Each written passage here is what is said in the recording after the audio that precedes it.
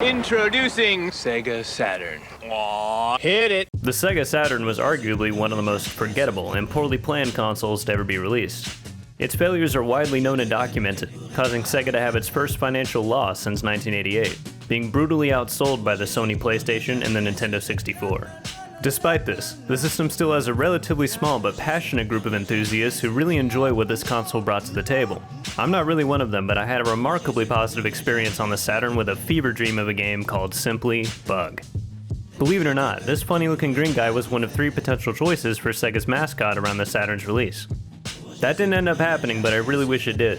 The game came out a few months after the Saturn's release in 1995, and ended up being the second highest grossing game for the system, only beaten by Daytona USA.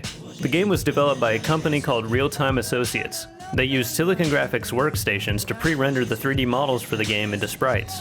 A similar method was used to create the Donkey Kong Country games for the Super Nintendo. Critically, the graphics were praised overall at the time, the main complaints coming from the low-resolution background images. However, the sound design received near unanimous complaints. Most reviewers stated that the constant and repetitive one-liners from the protagonist were grating to listen to.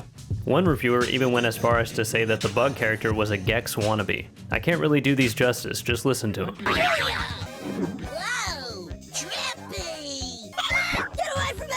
As for gameplay, Bug is a simple 3D platformer. Rather than having free range of the levels, however, you are on guided lanes the entire time with branching paths to choose from along the way. Different insectoid enemies are generously placed along these paths, most of which can be killed by jumping on them. But the game does also have projectile-based weapons for you to use. The levels themselves are a bit long, but thankfully there are checkpoints scattered around. Every level also has 1 or more optional bonus stages within it, accessible by giving money to a spider with a pimp hat.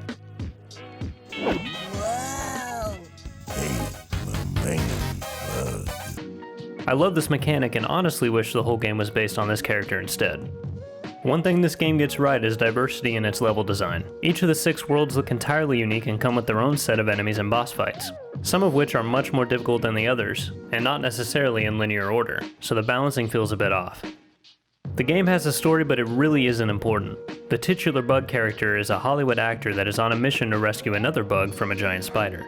The start of every level has a clapboard with the level and world name written on it, as well as a movie gross at the end of each level, counting the gems you collected. My favorite example of the story manifesting itself within the game, though, are these bizarre cutscenes you get after boss fights. Each cutscene has you moving through movie sets that represent the worlds in the game. I won't lie to you and tell you this game is some kind of masterpiece or anything, but it's still fun even with its flaws. To me, it stands as an interesting example of the growing pains involved with transitioning games from 2D to 3D. It blends the two in a way that allows for sprawling levels without grinding the hardware to a halt. It's safe to say that other developers heavily improved and expanded upon the 3D platformer genre on other consoles throughout the decade, but I'm glad this game exists and kind of enjoy it for what it is, even though it's not likely to be remembered as one of the greats.